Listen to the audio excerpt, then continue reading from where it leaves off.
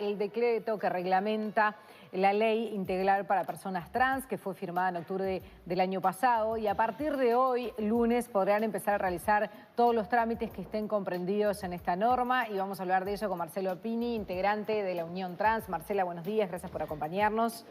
Gracias por invitarme, buen día, ¿cómo están? Hola. Bien, Marcela, ¿qué es lo que empieza a regir a partir de hoy? Lo que empieza a partir de hoy es la posibilidad de la reparatoria específicamente, que están los diferentes formularios, tanto del Ministerio de Desarrollo Social como del Ministerio de Educación y Cultura. En el registro también es un formulario online que se puede llenar. Aquellas personas que conforme a la ley 19.684, que es la ley integral para personas trans, hayan padecido violencia institucional, en donde en el decreto reglamentario se especifica de qué hablamos cuando se habla de violencia institucional. Por ejemplo, ¿cuál es ese tipo? Cualquier acción u omisión de un organismo del Estado que haya provocado algún daño a la persona, específicamente en las fechas comprendidas que avala la ley, ¿verdad? Hasta aquellas personas nacidas antes del 31 de diciembre de 1975. Hay una estimación de la cantidad de personas que va, ¿no? Yo no me animaría a decirte la cantidad de personas porque también hay un gran desconocimiento de la población trans. Convengamos que el único dato de alguna manera de carácter científico que hay es el censo que realizó el MIDES en el año 2016, y es un censo que sabemos que no fue un censo a nivel nacional ni con la meticulosidad que tiene que tener un censo del INE, por ejemplo, para que podamos tener la ciencia cierta de qué cantidad de población trans tenemos en el Uruguay. Porque en los censos generales no se pregunta. En los censos generales no. Ahora con la ley integral para personas trans, hay específicamente el decreto marca la ley y después se dice en el decreto cómo la incorporación de la variable identidad de género en todos los formularios del Estado, por lo cual comprende a los censos nacionales. Van a tener realmente... Exacto. ¿Cuánta gente hay? Igual se hablaba de poca gente. Sí. Porque además la esperanza de vida también es muy corta. Sí. Entonces, si estamos hablando de gente que pueda haber tenido en ese periodo privación de libertad o violencia por la identidad de género en ese momento y que estén vivas al día de hoy, realmente son muy pocas. Exacto. Sí. Digo, porque este punto ha sido, de alguna manera, mal utilizado por quienes están en contra, para decir o que son muchas personas que se les va a dar dinero porque sí, o porque parecería injusto que a algunas personas que sufrieron la dictadura se les va a dar dinero y a otros no. En principio no es solamente para el periodo de facto, sino para, básicamente es mientras existió el decreto de racias. El decreto de racias nos afectó a todos y a todas las uruguayas, pero específicamente sobre la población trans tenía un efecto de mucha más violencia. Es decir, las personas trans durante la dictadura y durante los dos primeros gobiernos del periodo democrático, las prácticas eran básicamente las mismas. A las personas solamente por el hecho de habitar una identidad disidente, ser una persona trans, básicamente las mujeres, ¿no? Eran perseguidas, llevadas sin permiso, sin una orden judicial. Pero entonces o sea, uno puede reclamar, va a poder reclamar una compensación teniendo en cuenta el periodo en el cual todavía las racias como decreto seguían vigentes. Exacto. ¿Cuándo se derogó el decreto de racias? 2005. Sí.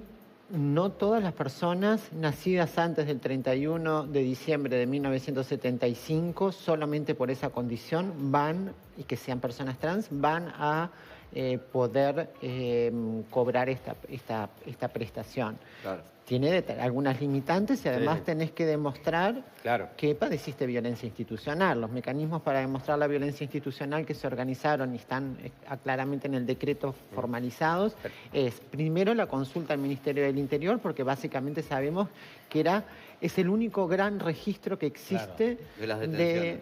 De las detenciones. También tenemos en cuenta que básicamente era un dispositivo que era que organizaba todo eso, que tenía que ver con la jefatura de Montevideo, pero en el interior esas prácticas estaban más comandadas por lo que tenía que ver con las comisarías. También tenemos que entender que era una práctica que se sabía que no era una práctica legal y que no era una práctica basada en los derechos humanos, por Pero lo si cual había también... un decreto para muchos, era la aplicación de ese decreto. Lo que estaba mal era el decreto. Sí, bueno, pero a ver, el decreto de razzias no habilitaba el insulto, Claro, el claro. golpe, En el marco del decreto la estaba violación. Se amparaba en el decreto para hacer cualquier cosa. Exacto. Exacto. La violencia sistematizada, digo, las personas trans durante esos periodos, básicamente podíamos llegar a estar todos los días detenidas durante las horas que se les ocurriese. Sin Bien, justificación. eso es sobre el Sin régimen ningún tipo de reparatorio y justificación. después sobre el trámite del cambio de nombre y sexo registral. Antes era un tema judicial, un trámite judicial, ahora es solo administrativo, lo que explicabas hoy. Sí, antes tenía una parte que tenía que ver con la comisión del registro, que justamente hoy antes de empezar la nota te decía que, bueno, el registro falta, que nombre a sus representantes para esa comisión. Y antes lo que sí cambia en esta ley integral, que deroga la ley 18.620, que es era la ley de cambio de nombre y sexo registral, lo que modifica es la judicialización del proceso. Es decir, toda persona que quiera hoy cambiar su nombre o registros de su sexo registral, lo que tiene que hacer es dirigirse al registro. Esperemos que nombre a sus representantes de manera lo más próximo posible, así esta comisión pueda empezar a funcionar. Y lo que evita es la judicialización de ese proceso. Antes una persona con la ley 18.620, con el informe del registro, tenía que comenzar un proceso judicial.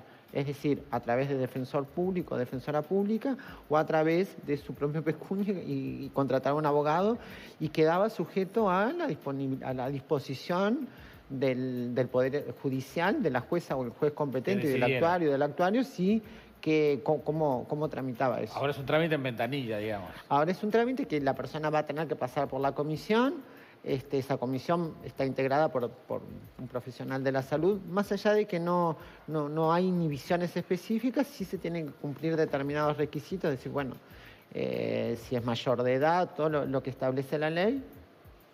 En el caso de no sea mayor de edad, puede ser presentado por uno de ambos, o el padre o la madre, o algún representante legal, solo por una de las voluntades de un mayor adulto. Esa persona también va a poder acceder al cambio de nombre y sexo registral. Ajá. Y reitero esto, cambio de nombre y sexo registral, no otro tipo de cambios corporales en un niño, no lo habilita la ley. Esa deja fue fuera. parte del problema de la Te discusión. iba a pedir que igual lo recordaras porque es uno de los puntos donde se desató más polémica y tiene que ver con el tema de las hormonas y en el caso de los niños. En el caso de los niños y niñas no hay tratamientos hormonales posibles. Lo único que se puede habilitar en la pubertad son inhibidores de testosterona o a ver, que no son hormonización tampoco, y estamos hablando ya no de un niño ni de una niña, sino un preadolescente o un adolescente que venga trabajando y que venga manifestando. No es que un niño de 11 años, exacto, y automáticamente un médico, una médica, un endocrinólogo, una endocrinóloga va a suministrar inhibidores de testosterona. No pasa eso. Y estamos hablando de 12, 13 años. En el caso de la niñez no, porque el valor, la función de la adaptación hormonal tiene que ver con las manifestaciones secundarias de las personas. Un niño o una niña no tiene caracteres secundarios explícitos y no se va a hacer ningún tipo de tratamiento porque aparte se considera que en esa edad no es conveniente. Aparte no hay nada que inhibir porque en ese momento no hay un proceso que tenga que ver con los caracteres secundarios de las personas. Está claro. Te quería preguntar un poco por los derechos hoy, pensando en esas cosas que mencionabas del pasado y, por ejemplo, lo que ocurre a nivel de las cárceles, ¿no? Las mujeres trans están en una cárcel de hombres como el COMCAR. Sí. ¿Cómo ven eso hoy? ¿Qué diálogo hay con el gobierno o la parte del gobierno que más ha atendido sus reclamos sobre que eso pueda cambiar? No todas las mujeres trans están en cárceles de No, pero varones. hay. Sí, lo que ha tomado, la disposición que ha tomado el Instituto Nacional de Rehabilitación es consultar a la persona procesada en qué lugar quiere ser recluida. En este momento, creemos que es la situación más propicia. ¿Por qué? Porque habitar en esta sociedad fuera del ámbito carcelario para una persona trans es muy complejo. Tenemos los datos de cómo se llega, que bueno, no hay envejecimiento trans, lo que tú planteabas. Imagínense cuánto, además, si pensamos en la privación de libertad, acá voy a hablar en lo personal, yo creo que la privación de libertad no soluciona muchísimas, pero es otra discusión, pero si encima sabemos las violencias, las restricciones a los derechos y demás que tiene cualquier persona en el ámbito de privación de libertad. Imagínense cuánto esas violencias, cómo se pueden potencializar en el caso de una persona trans. Es interesante saber por qué eligen a veces ser recluidos en centros penitenciarios de hombres, ¿no? Esto es algo que ya he conversado con otras militantes trans, aparte, pero tienen un pabellón aparte. Tienen sus argumentos y sus razones. Sí, claro, sí. Primero porque también hay toda una dinámica organizacional que tiene que ver con la historia, que ya hay un lugar, un dispositivo en el cual se recibe a determinada población. También tienen determinadas características esto de socializar, de poder socializar. Digo, si una persona se arma como una comunidad dentro de ese espacio, que tiene que ver con la contención. Y también hay factores psicológicos, hay factores de pensar, decir, bueno, ¿dónde me voy a sentir más contenida? ¿Cuál es mi valor? ¿Cuál es mi manera de reconocimiento? También se dan situaciones muy complejas porque, bueno, las mujeres trans también sexualizan su estancia en la privación de libertad. Y bueno, es un tema a discutir, pero creo que la mejor vía es preguntarle a la persona en qué ámbito y seguir capacitando y seguir incluyendo para que, bueno, también en las situaciones de la privación de libertad, que son muy pocas las personas trans privadas de libertad, ¿no? Estamos hablando, no sé si llegan a 20 personas en privación de libertad. Marcela, por otro lado, se juntaron firmas para impulsar un referéndum que derogue la ley. Esto fue impulsado por Carlos Iafigliola, diputado y además precandidato por el Partido Nacional, y también por el diputado del Partido Nacional, Álvaro Dastugue. Ustedes hablaron de fraude, de estafa al recolectar esas firmas y también de incitación al odio. ¿Ellos ya fueron a declarar? ¿Cómo sigue esto? Si ellos fueron a declarar o no tengo conocimiento. Quienes fuimos sí a declarar somos las personas denunciantes.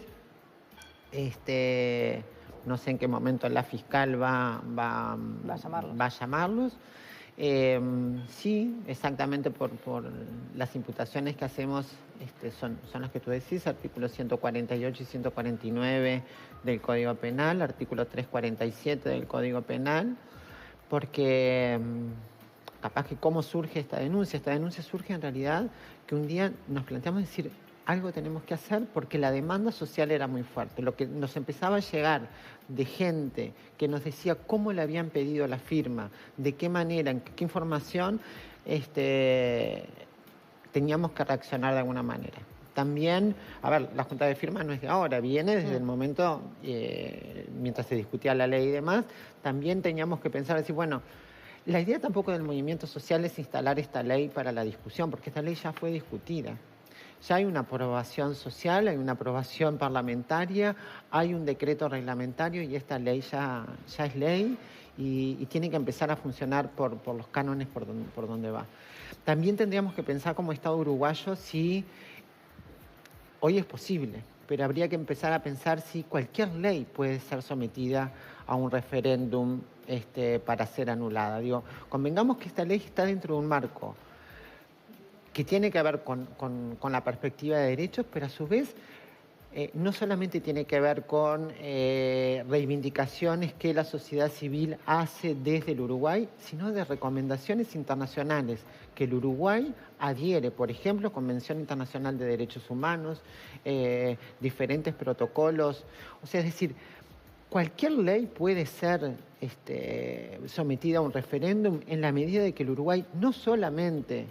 el Uruguay está obligado, firma convenciones internacionales en las cuales se aconsejan la promoción de leyes o de acciones afirmativas que tengan que ver con determinados grupos poblacionales. Entonces, Además, consideramos que no solamente es un daño específico contra determinada población, sino que también puede ser hasta pensado como un daño contra el propio Estado uruguayo. Lo que se está juntando firmes es decir, bueno, no estamos de acuerdo con la Convención Internacional de Derechos Humanos. Es una locura. Bien, pero eso será algo que tenga que ver el Uruguay, va a decir, bueno, toda ley puede ser sometida a referéndum de validación. El tema es que hoy sí,